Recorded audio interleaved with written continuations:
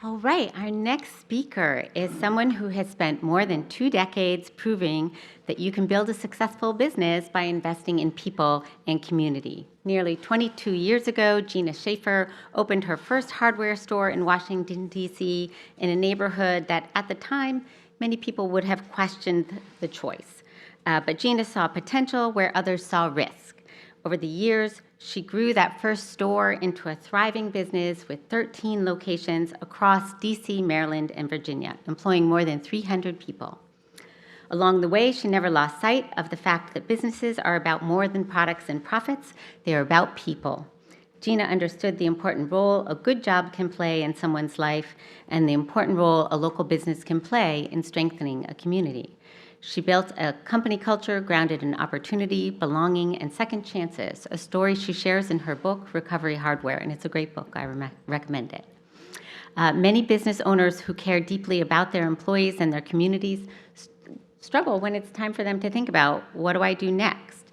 When it comes time to step back, selling to an outsider can mean losing the culture, the values, the relationships, and worrying about what happens to your employees. Gina chose a different path. She sold her company to her employees through an ESOP, creating more than 130 employee owners and ensuring that the people who helped build the business would share in its future. It's a powerful example of employee ownership in action and what it can mean for workers, businesses, and communities alike.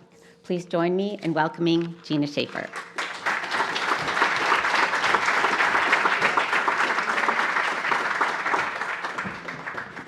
Good morning. I'm so excited to be in the room with all of you. I have to get all of the nerves out. I moved to a community in Washington, D.C. called Logan Circle in 1997, and I'm not always in a room with people who know where Logan Circle is, and so I think it's that way if I'm not misoriented in the building. Logan Circle helped create the full circle moment that I had creating my ESOP. So you all know the end of the story, the end where we are right now. But I think it started in a really beautiful way, or is rooted in a full circle moment that I want to share with you today. Logan Circle was one of the communities in the United States that was destroyed by the riots when Martin Luther King was assassinated. Those riots started on U Street, just north of where my office is today, and spread south down 14th Street, leaving a wake of destruction in their path. By the time the riots were over 300 businesses had been burned, looted, and abandoned. Over 1,000 people were injured or arrested, or both. And this once beautiful, diverse, vibrant neighborhood fell apart. Fast forward to the late 80s, early 90s, people started moving east in Washington in search of cheaper housing, and they were running smack dab into this community with all of these boarded up houses in this long abandoned commercial corridor, just screaming with potential. I was one of those people.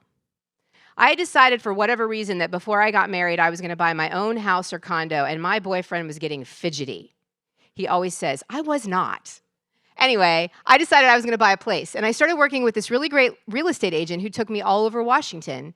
And Linda was like 7 feet tall, and I am not, and so she would bend down so she could look me right in the eyes. And one day she did that, and she said, I figured it out. The only place you can afford is Logan Circle. We have an unofficial motto at our business, and that is there are no tears in hardware. Like, we're expected to be beefy and tough and sell tools. But you better believe when Linda told me that day that I should probably buy a place in Logan Hardware, I cried. The streets were strewn with trash. My friends wouldn't visit because they thought it was too sketchy. Every other block had boarded up buildings. There was no place to transact commerce, but I believed in Linda. And so I bought a condo. My boyfriend got jealous. He bought a condo around the corner. And together we got actively involved in community, which was a really great lesson to us about the power of community. And we would go to the association meetings, and everybody would joke that we lived in the dark, our pictures were on the ground, and our toilets were always running because the closest hardware store was way too far away. We wanted to walk and shop and dine and recreate right outside of our front doors. So I got laid off from my job about a year later. I was working in the tech industry, and I called myself the tech reject, my third layoff in 4 years. I drove home from work that day, and I was like, that's it, I'm done. I'm not going to work outside of my community. I'm going to open the hardware store that this neighborhood needs. And my husband pipes in this story in so many great ways, but he didn't say a word. I think he was stunned. He's like, no, you're not. Like, what do you know about hardware? What do you know about retail? And I was like, nothing, but I know about community. And this is what this neighborhood needs, and I need a job, and I love the idea, and let's do it. A lot of you might not know this. Maybe this is the group that does, but there are no hardware franchises in the United States. You either buy from a wholesaler or you join a co-op, and I joined the Ace Hardware Cooperative. They sent a guy named Richard Mann to vet me. Richard's job was to make sure I had money in the bank, business experience, and I had picked the perfect location to fly the Ace banner.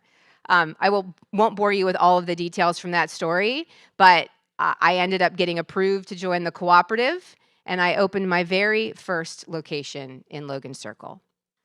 About 3 months later, my husband came home from his job. He's like, you're having way too much fun. Can I join you? And he's been our CFO ever since. Thank goodness, because when I almost did put us out of business, it's a topic for another day, he was there to pick up the pieces.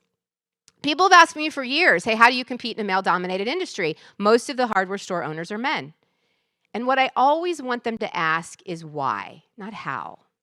And why became the teammates that we hired to work with us. My first teammate had been in prison for 17 years. I didn't ask. I didn't think it was any of my business. My second teammate was clean from a crystal meth addiction for 6 weeks when he asked for a job. And if you know anything about addiction, you know that that's so young and so fragile and so precarious of a position to be in. But I hired him. And he brought somebody, and he brought somebody, and he brought somebody. And all of a sudden, we had this amazing group of people helping us build this culture that was going to be the underpinning of this business that continued to grow. So I didn't say this a second ago, but fast forward, it'll be 23 years. Logan Hardware turned 23 years old this year. We opened our most recent location about 8 weeks ago in Rockville, Maryland. So Maureen, there's 14 of us now, about 300 teammates. Thank you. And we've just continued to grow and grow and grow. And my why became those teammates, the people that we were hiring. And some of you have heard this story, but I love to tell the story of my teammate, Mike. Mike was sitting in the break room one day with one of our other employees, and he was talking about how he had run a 10K race that weekend. And normally I have a picture of Mike on the screen, and Mike just doesn't look like much of a runner. He likes to say that he's more tortoise than hare. His words, not mine. And he went on to tell David, the younger guy, that he had run 25 5Ks, 15 10Ks, and he was training for a half marathon. And I was like, nuh-uh, you are not a runner. So I kept listening, eavesdropping, and eventually the young guy went back out to finish his shift, and I walked over to Mike and I said, dude, that's a really great resume. Have you been running your whole life? He said, no, I started running 3 years ago. Now, 3 years prior to this conversation, Mike had been 59. 59 is not old. Some of you will back me up on this. I know 59-year-olds that climb mountains and jump out of airplanes. I just didn't see Mike as much of a runner, so I asked him why, at the ripe old age of 59, he became a runner. He said, I was homeless, Gina. I was living on a park bench for 9 years in the middle of Washington, D.C. And I remember thinking, wow, what a life Mike has lived. What things do I not know about these incredible people working with me? And a man came to him one day and he said, from a nonprofit agency, and he said, if you come to a meeting, we'll give you a pair of shoes. Mike said, I needed those shoes. So he went. In the next meeting, they offered him a pair of pants. In the next meeting, they said, hey, do you want to go for a walk with us? And Mike said, before I knew it, I was walking and jogging and running my way all over Washington, D.C. I was amazed by this story. And I went back to my office that day and I started reflecting on what Mike had told me and what I had learned and why I continue to build community and build these stores. And it was to give folks like Mike, people I like to think of as my non-traditional teachers, a job. Mike didn't just run himself all over Washington. He ran himself to a boss that loved him, a 401k, a profit-sharing program, a health care, an apartment. He doesn't live in a park bench, like on and on and on and on, all because of a pair of shoes. So the full circle moment that came, 15 years after that conversation with Mike was when the protests started in Washington, D.C. So I gave you a little bit of a taste of the visuals of what happened when the riots went through Logan Circle. But the protests in 2021 started at the exact same spot on U Street, and they spread south down 14th Street, right in front of our offices. My team would joke that I was going to fall out of the window because we had cowbells and we were making signs and we were so excited to be part of what was going on. But we kept thinking, we're just a little local business. What can we do? And one day my husband said, hey, do you want to go for a walk? And we went around the store And we asked all of our customers and all of our team that day if they wanted to go march with us and the protesters. And every single person said yes. And we locked the door and we went on a walk. Now, I do joke we were probably only gone for 20 minutes because we didn't want to make customers mad and we didn't want to lose many sales, but that 20 minutes was life-changing. We realized the protesters wanted things like generational wealth building and gender equity and racial equity and all the things that maybe in some little microcosm we were doing in the plumbing aisle and in the paint department and with the flower pots.